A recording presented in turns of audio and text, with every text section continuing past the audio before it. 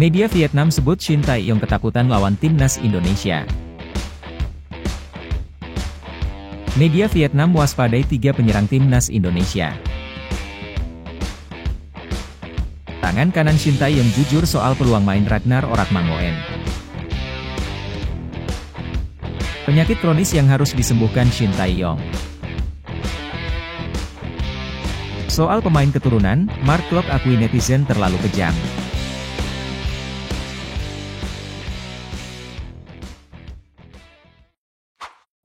Mohon subscribe channel Timnasku Indonesia agar tidak ketinggalan informasi Timnas Indonesia. Media Vietnam sebut Shin Tae-yong ketakutan lawan Timnas Indonesia. Situs berita Vietnam, Soha VN, melaporkan kekhawatiran Shin Tae-yong menjelang pertandingan kualifikasi Piala Dunia 2026 antara Timnas Indonesia dan Timnas Vietnam pada 21 dan 26 Maret 2024. Soha menganggap Shin Tae-yong khawatir karena sebagian besar pemain Timnas Indonesia akan menjalani puasa Ramadan saat bertanding melawan Timnas Vietnam. Pada Maret 2023, Shin Tae-yong pernah menyarankan agar para pemainnya tidak berpuasa Ramadan pada hari pertandingan.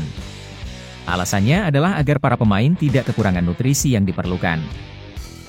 Komentar ini disampaikan oleh Shin Tae-yong sebelum pertandingan Timnas Indonesia melawan Burundi pada 25 dan 28 Maret 2023, di mana Timnas Indonesia meraih kemenangan 3-1 dan bermain imbang 2-2 melawan Burundi. Soha kembali menyoroti komentar Shin Tae-yong setahun kemudian, menyebut bahwa berpuasa Ramadan dapat menjadi hambatan bagi Timnas Indonesia saat menghadapi Vietnam. Perlu dicatat bahwa pertandingan antara Timnas Indonesia dan Vietnam pada 21 dan 26 Maret 2024 akan diselenggarakan selama bulan Ramadan. Namun, beruntungnya, pertandingan tersebut dijadwalkan pada malam hari, memungkinkan pemain beragama Islam untuk tetap menjalankan puasa Ramadan. Dalam menghadapi kekhawatiran ini, Timnas Indonesia memiliki peluang untuk dibalas dendam oleh pelatih Troussier dan Timnas Vietnam dalam 2 pertandingan, demikian tulis Soha dalam judul artikel mereka. Media Vietnam waspadai 3 penyerang Timnas Indonesia. Media Vietnam, KTO 247, memberikan peringatan serius terhadap 3 penyerang utama Timnas Indonesia yang akan menghadapi Vietnam dalam lanjutan grup F kualifikasi Piala Dunia 2026 zona Asia pada 21 dan 26 Maret 2024. Meskipun KTO 247 mengakui bahwa Timnas Indonesia tidak termasuk tim dengan lini serangan yang sangat kuat, namun gaya permainan pressing tinggi yang diterapkan oleh pelatih Shin Tae-yong membuat semua pemain memiliki potensi untuk mencetak gol. Indonesia bukanlah tim dengan serangan yang sangat kuat. Namun, gaya menekan tinggi yang dilakukan pelatih Shin Tae-yong membuat setiap posisi di tim berpotensi mencetak gol, tulis KTO 247. Media tersebut kemudian menyoroti 3 pemain Timnas Indonesia yang dianggap paling berbahaya dan harus diwaspadai oleh lini pertahanan Vietnam. Mereka adalah Rafael Struijk, Hoki Caraka, dan Marcelino Ferdinand. Rafael Struijk diperhatikan karena postur tubuhnya yang ideal, kekuatan dalam duel, dan kemampuan menyambut bola-bola udara. Hoki Caraka, meskipun tidak memiliki postur ideal seperti Struijk, diwaspadai karena kecerdasannya dalam membaca posisi. Sementara Marcelino Ferdinand, meskipun bukan striker murni, diwaspadai karena daya jelajahnya dan kemampuan melakukan penetrasi ke area kotak penalti lawan. Tangan kanan Shin Tae-yong jujur soal peluang main Ragnar Oratmangoen. Asisten pelatih Timnas Indonesia, Nova Arianto, memberikan informasi terkait kemungkinan bermainnya 2 calon pemain naturalisasi, Tom Haye dan Ragnar Oratmangoen, dalam pertandingan melawan Vietnam. Nova menyatakan bahwa para pemain akan berkumpul di Jakarta untuk menjalani pemusatan latihan menjelang pertandingan tersebut, dengan 27 pemain yang dipanggil oleh pelatih Shin Tae-yong. Meskipun Nova mengungkapkan bahwa 27 pemain ini sudah ditetapkan, namun pengumuman resmi dari PSSI masih menunggu. Terkait peluang Tom Haye dan Ragnar Oratmangoen bermain melawan Vietnam, Nova mengakui bahwa informasi tersebut belum diketahui olehnya. Nova juga menyampaikan harapannya agar kedua pemain tersebut dapat memperkuat timnas Indonesia dalam pertandingan melawan Vietnam. Saat ini, keduanya sedang dalam proses naturalisasi untuk menjadi warga negara Indonesia. Penyakit kronis yang harus disembuhkan Shin Tae-yong.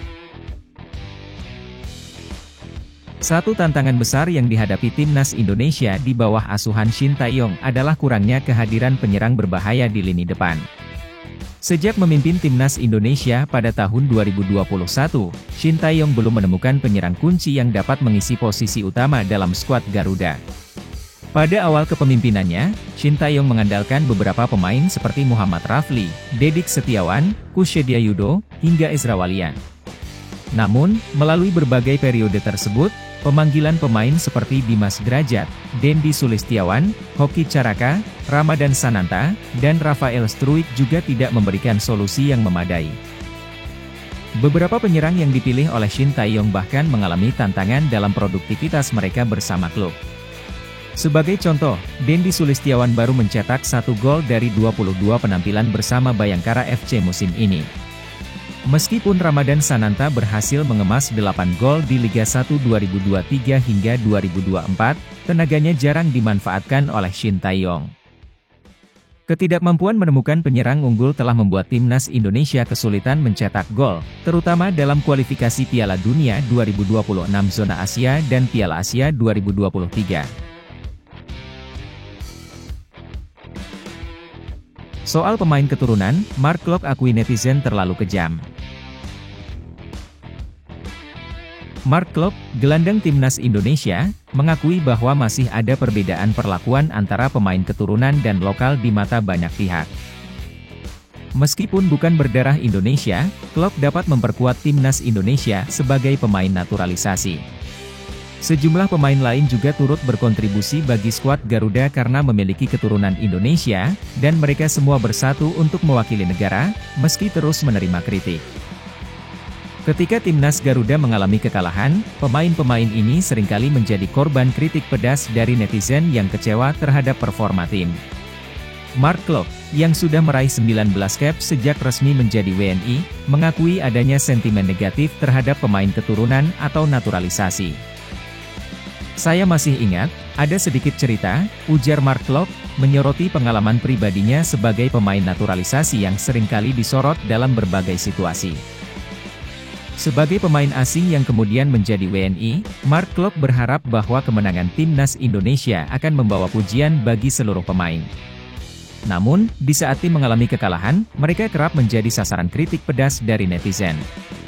Pemain berusia 30 tahun ini menegaskan bahwa kontribusi positif seluruh pemain, tanpa memandang asal-usul mereka, seharusnya diapresiasi, dan PSSI sebaiknya memberikan dukungan tambahan untuk pemain naturalisasi dan keturunan guna memperkuat timnas.